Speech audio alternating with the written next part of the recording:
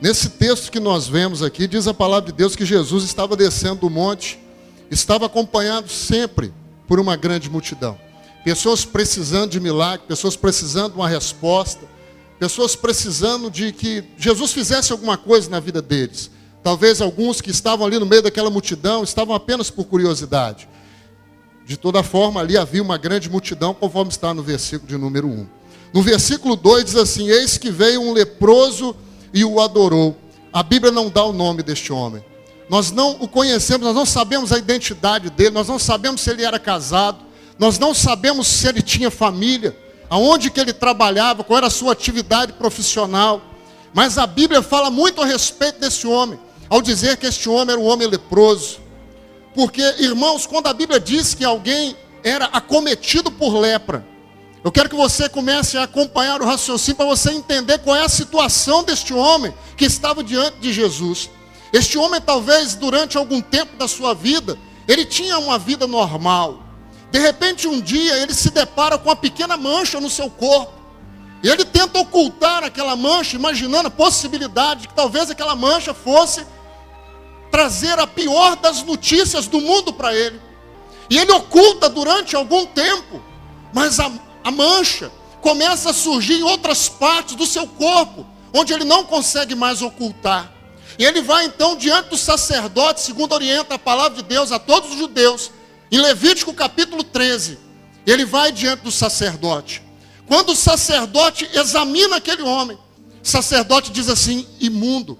Diz a palavra de Deus que o sacerdote colocava as mãos sobre o seu lábio superior e dizia: imundo, imundo, imundo. Mas seja em qual momento da vida dele isso aconteceu, a vida dele foi transformada naquele momento. Aquele homem que tinha uma vida normal, talvez ele tivesse até esposa, nós não sabemos, estamos conjecturando. Talvez ele tivesse até mesmo filhos, talvez ele trabalhasse numa indústria de pesca, eu não sei. Mas a partir daquele momento, quando ele foi diagnosticado como um leproso, a vida dele acabou. Não existia nada tão triste na vida de uma pessoa do que ser acometido por lepra. Dentre as coisas que tornavam as pessoas imundas, a lepra era a segunda em escala de prioridades. Só para você ter uma ideia, se um leproso colocasse a cabeça dentro de uma casa, ela se tornava completamente imunda, dos alicerces até o teto da casa. Ele não poderia se aproximar de nenhuma pessoa num raio de 2 metros. Ele não podia chegar perto de ninguém. E diz a palavra de Deus no livro de Levíticos, capítulo 3, versículo 46, que ele deveria morar fora do arraial sozinho. Ele não podia mais habitar. Se ele tinha família, esquece, ele perdeu a sua família. Se ele tinha alguma situação financeira, um trabalho, esquece, ele perdeu o trabalho. Se naquele momento em que o sacerdote disse que ele estava imundo, se ele tinha alguma atividade religiosa, esquece, ele também não poderia ir na igreja. Ele não poderia entrar dentro da sinagoga, ele não poderia ir ao templo. Ele não poderia se aproximar de ninguém. Só para você ter uma ideia, quando ele se aproximava de um rabino, o rabino às vezes lançava pedras nos leprosos para que eles pudessem se afastar. Eu quero que você entenda comigo que muito mais do que uma enfermidade física, a alma daquele homem estava doente. Imagine comigo a tristeza daquele homem perder tudo que tinha. É isso que a lepra estava fazendo, ele era praticamente um morto-vivo. E para o leproso, muitas das vezes a morte era algo desejado, porque não havia nenhuma perspectiva de cura. Hoje a hanseníase, que é o nome moderno da lepra, ela tem controle, às vezes 3 comprimidos a pessoa tem um controle de lepra. Mas para aquela época, a lepra não tinha cura. A pessoa podia levar 15 anos para morrer acometido pela lepra. A lepra começava a corroer, a consumir primeiro as cartilagens, os lóbulos da orelha, às vezes a cartilagem que há no nariz, e começava a consumir as pontas dos dedos das mãos e dos artérios dos pés. Começava a corroer o homem aos poucos. E o pior disso, e você parece, não, mas isso é bom, a lepra não provocava dor. A pessoa ia sendo consumida sem sentir dor, porque a lepra provoca uma insensibilidade no local. E a pessoa podia levar até mesmo 15 anos ou mais para morrer, e indo morrendo aos poucos, sendo consumida aos poucos. A única esperança que aquela pessoa tinha era de morrer rápido, para acabar com o seu sofrimento, porque não havia nenhuma perspectiva. E aquele dia o homem se coloca diante de Jesus. E diz a palavra de Deus que ele se prostra.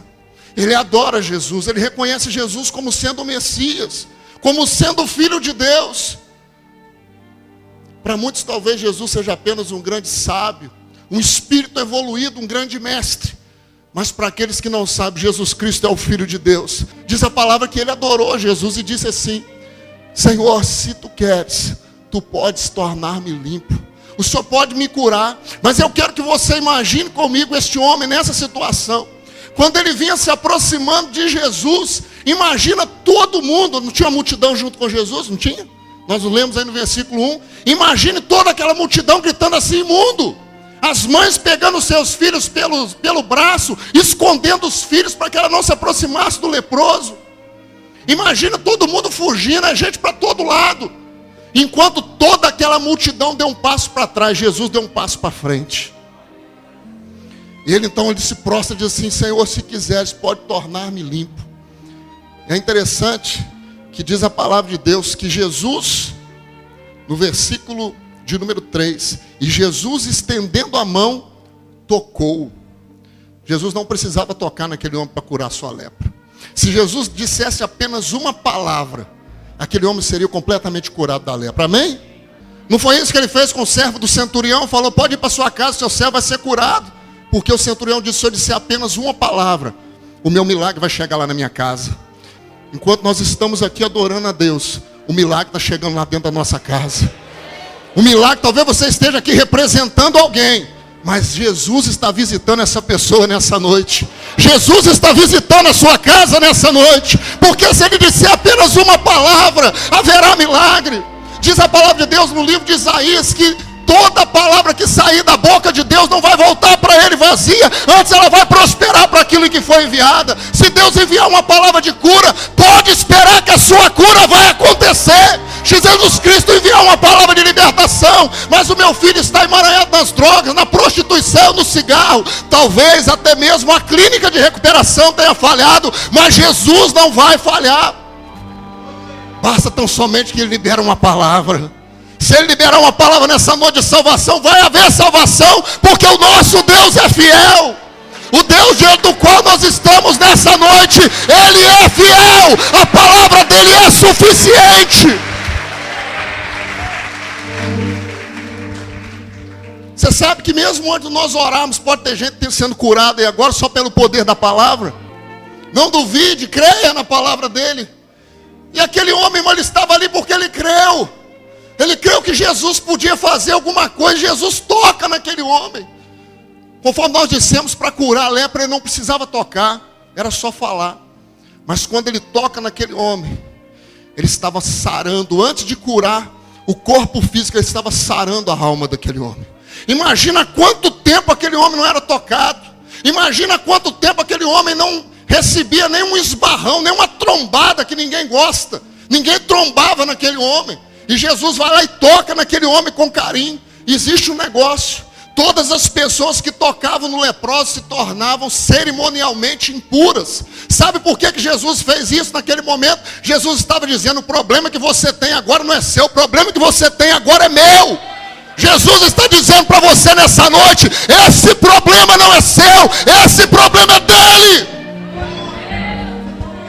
Ele não está passivamente assentado olhando o seu sofrimento, mas ele compartilha contigo. Quando ele toca naquele leproso, ele diz: o seu problema agora é meu. Você não está sozinho. Jesus está dizendo para você: você não está sozinho. Você não está sozinho. Você não está sozinho. Você não está sozinho. Jesus é contigo. Porque quando ele toca naquele homem, olha para mim um segundo só. Ele disse assim: eu quero ser curado. E naquele momento diz a palavra de Deus que ele ficou purificado da sua lepra. Aquilo que ninguém podia fazer, aquilo que não tinha remédio, aquilo para o qual a medicina já tinha entregado os pontos, Jesus Cristo estava fazendo naquele momento. O Deus diante do qual nós estamos é o Deus do impossível, porque para ele nada é impossível. Jesus está aqui. E aquele homem foi curado.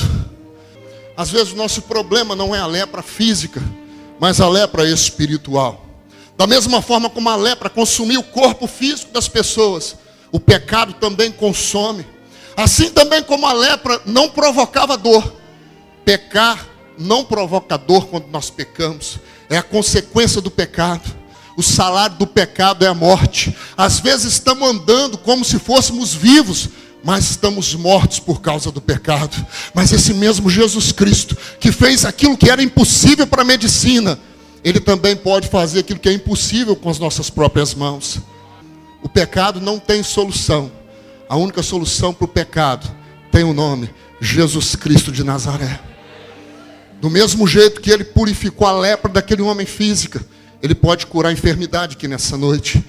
Mas muito mais do que isso, Ele pode sarar você da lepra espiritual, daquilo que vai consumindo a sua alma. Faz com que nós andemos como se fôssemos vivos, estando mortos. Porque o salário do pecado é a morte. Mas Jesus Cristo está aqui nessa noite. Ele quer mudar o rumo da sua história.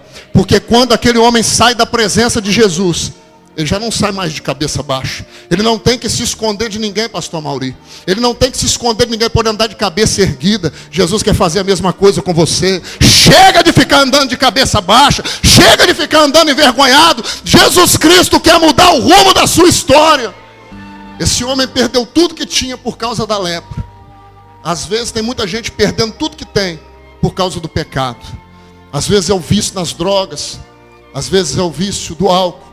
E a pessoa tem perdido a família, perdido o trabalho por causa dos vícios. Mas se você hoje se colocar diante de Jesus e falar: Jesus, eu sei que o Senhor pode mudar o rumo da minha história.